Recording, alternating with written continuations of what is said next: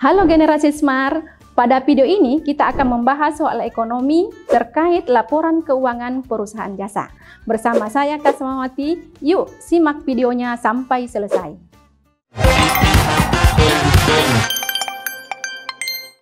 Soal pertama, selama bulan Juli 2003, suatu perusahaan menghasilkan pendapatan sebesar 25 juta rupiah. Pemilik melakukan pengambilan prepay sebesar Rp1.300.000. Pada tanggal 1 Juli 2003, utang perusahaan ini berjumlah Rp6 juta dan aktifanya berjumlah Rp12 juta. Pada tanggal 31 Juli 2003, modal berjumlah Rp17 juta dan utangnya berjumlah Rp6 juta. Jumlah biaya selama bulan Juli 2003 adalah A. Rp18.700.000, B. Rp18.300.000, C. Rp15.300.000, D. Rp12.700.000, dan E. Rp12.300.000. Untuk membahas soal ini, maka caranya adalah terlebih dahulu dihitung jumlah modal awal di bulan Juli tahun 2003, yaitu aktiva sama dengan utang ditambah dengan modal. 12 juta sama dengan 6 juta ditambah modal. Maka modal awalnya adalah Rp6 juta. Jadi modal awal ditambah dengan pendapatan dikurangi beban dan prepay sama dengan modal akhir. 6 juta ditambah 25 juta dikurangi beban dikurangi Rp1.300.000 sama dengan Rp17 juta. Maka bebannya 17 juta dikurangi 6 juta dikurangi 25 juta ditambah dengan Rp1.300.000, maka bebannya adalah Rp12.700.000. Jadi jawabannya adalah D.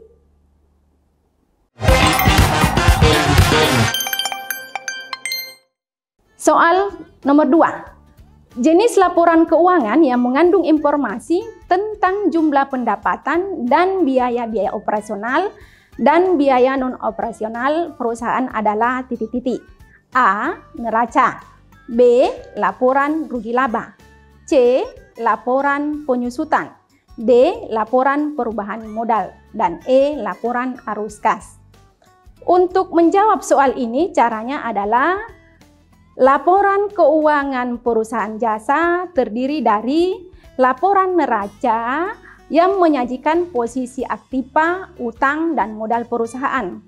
Laporan rugi laba menyajikan jumlah pendapatan, biaya operasional, dan biaya non-operasional perusahaan. Yang ketiga, laporan perubahan modal menyajikan modal awal, tambahan ataupun pengurangan modal, dan modal akhir. Jadi jawabannya adalah B.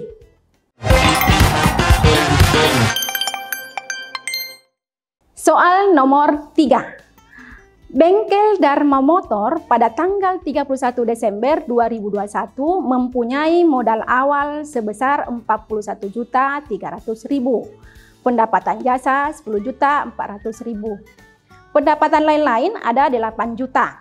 Beban usaha Rp9.900.000. Modal akhir Rp45.800.000. Berdasarkan informasi tersebut, besarnya pengambilan prepay bengkel tersebut adalah titik-titik. A. Rp2.500.000, B. Rp3 juta, C. Rp4 juta, D. Rp6 juta, E. Rp6.500.000. Untuk membahas soal ini, caranya adalah modal awal ditambah pendapatan dikurangi beban dan prepay sama dengan modal akhir.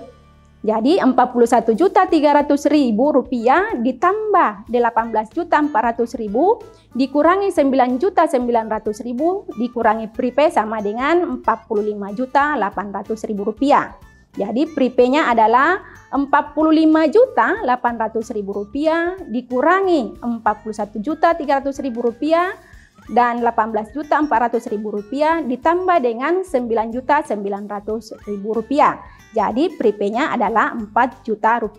Berarti jawabannya yang benar adalah C.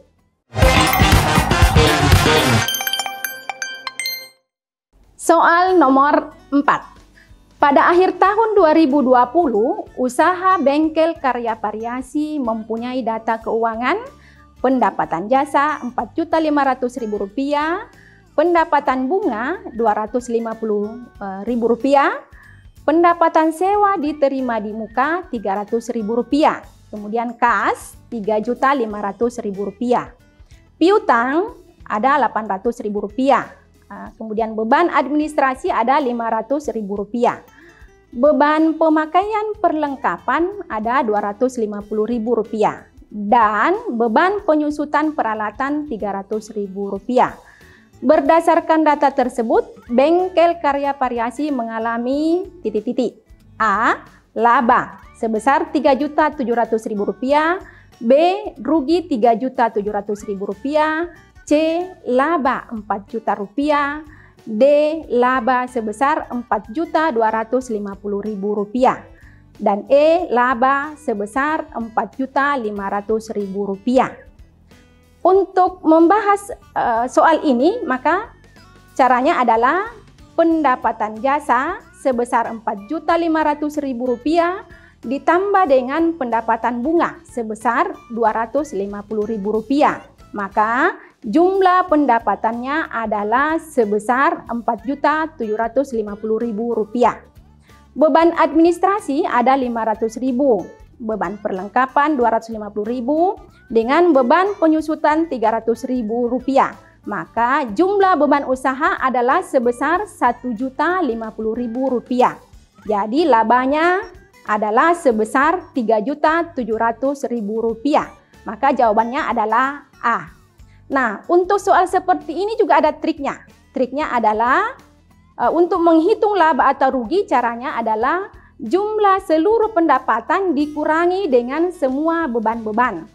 Kalau lebih besar pendapatannya daripada bebannya, maka terjadi laba. Namun jika lebih besar bebannya daripada pendapatan, maka terjadi rugi.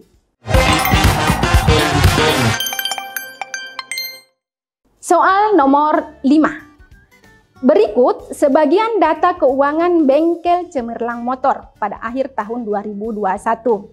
Gaji karyawan Rp15 juta, akumulasi penyusutan peralatan Rp3 juta, pendapatan servis Rp35 juta, biaya perlengkapan servis Rp9 juta, kemudian pengambilan prepay Rp1.500.000.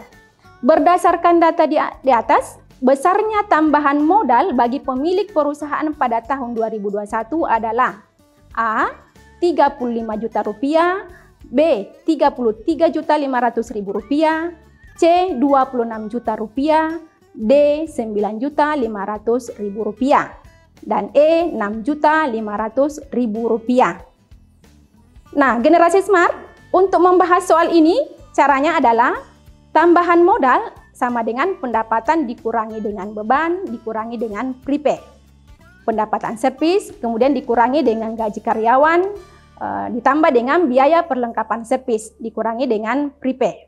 Maka 35 juta dikurangi 15 juta rupiah, ditambah 9 juta rupiah, dikurangi lagi 1.500.000. Maka hasilnya adalah 35 juta rupiah, dikurangi 24 juta, dan dikurangi juga 1.500.000 rupiah. Maka hasilnya adalah 9.500.000 rupiah. Maka akumulasi penyusutan tidak termasuk bagian perhitungan laporan perubahan modal. Maka jawabannya adalah D.